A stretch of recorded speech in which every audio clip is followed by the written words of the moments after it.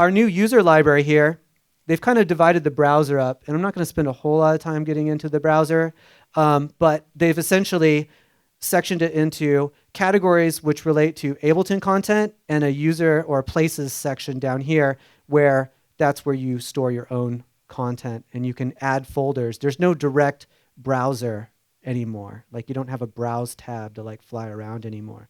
So what you have is this user library, and I basically just brought in some samples here.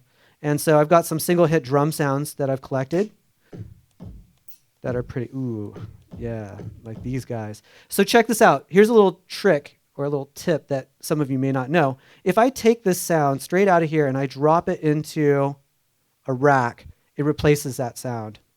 So this is going to be my new kick.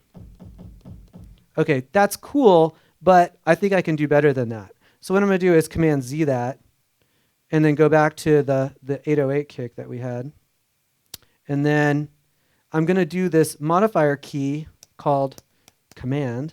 And when I do that and drag this down, what I've done is I've layered those two sounds on top of each other. I've got a 909 and I've got that crazy JB kit on top of each other. So now it sounds like, and then you could keep stacking this and you could EQ all of that out and then create your own kick essentially. See what would go well with that. Oh yeah, we'll put that in there too.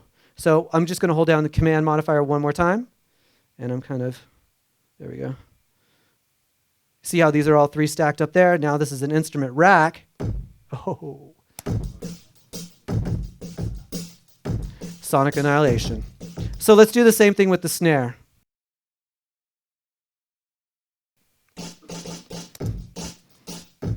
And then you've got your racks over here where you kind of dial those in. Like maybe I don't want too much of the snap over here.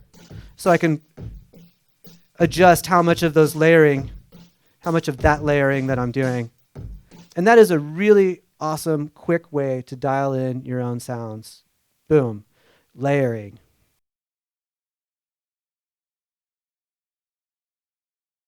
So this is an instrument over here, instrument rack. And essentially what this is doing is, I've done this before. I've kind of lined up all these clips. And it sounds like this. And I just threw an instrument on it.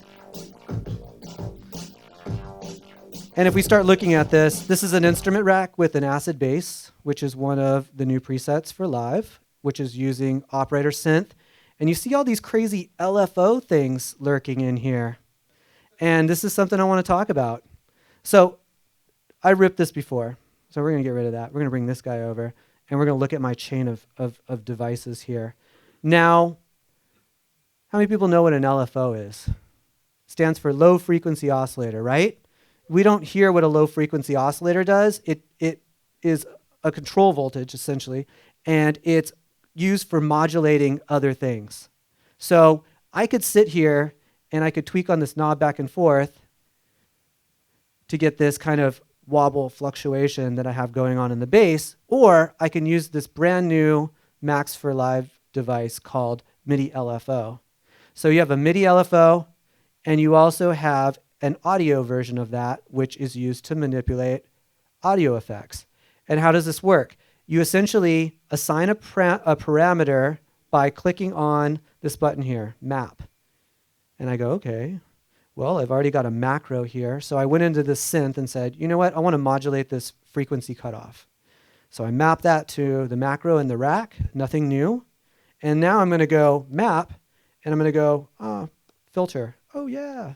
So now I have this basically modulating this without having to do it manually.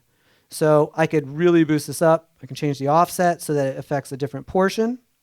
I can change the rate so that it goes faster or slower. I can change the depth.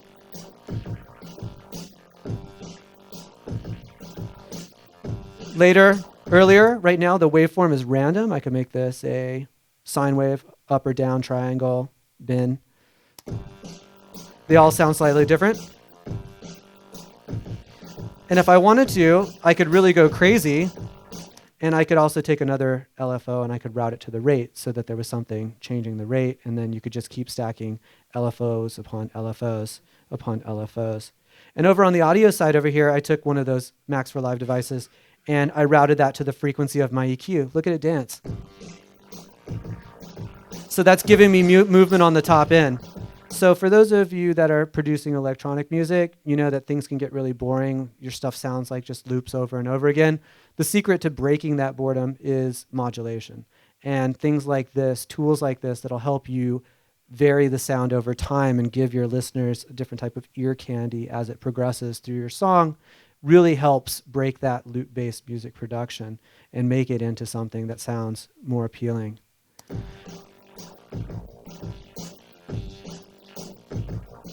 So all these devices can be controlled by push as well. So if I went in here and then selected that device and then went to devices, then I'd be able to have this and I could control this. There's the depth and here's the rate and here's the hold and so on and so forth. So you could add another layer of modulation. And you can also record all of this movement into the clips now as session-based automation. So this is something that we didn't have in Live 8, which was, I'll admit, a limitation. But once again, Live listened to, or Ableton listened to their users and said, yes, we realized that would be a great idea. And they implemented that. And what that means is you can record into the clip this automation data, and then that would exist in the clip itself. So let's see if we can do this. So you hit the record button, and it doesn't start recording over the notes that you have. It should start recording this information.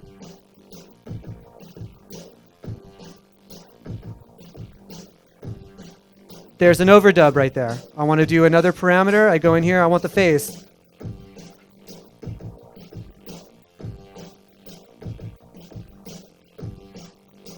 And now that is written into the clip.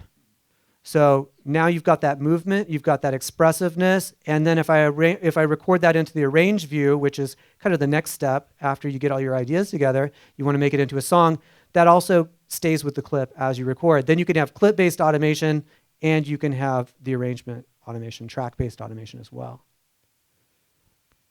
Fantastic.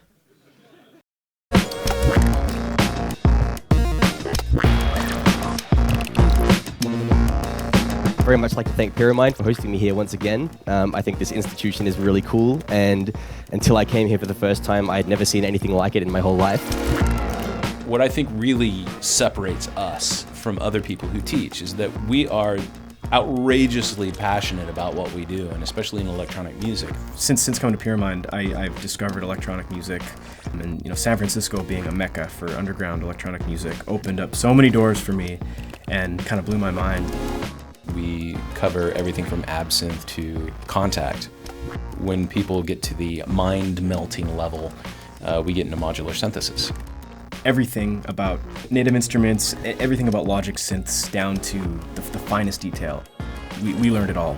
The fundamentals of understanding how things work, that's just essential. But then beyond that, there's so much more, and that's where it gets into just a lot of the artistic side of like the creative approach of why you do something, not just how. There's a lot of schools that just, they focus on the technicality of recording music, but I wanted something that would foster creativity and really help me develop as an artist as well. Each of our genre-specific programs comes in 4 levels. There's a basic, an advanced, a professional, and then a master's level. And the master's level is, of course, everything we do. It's the largest and most powerful programs that we can create for you.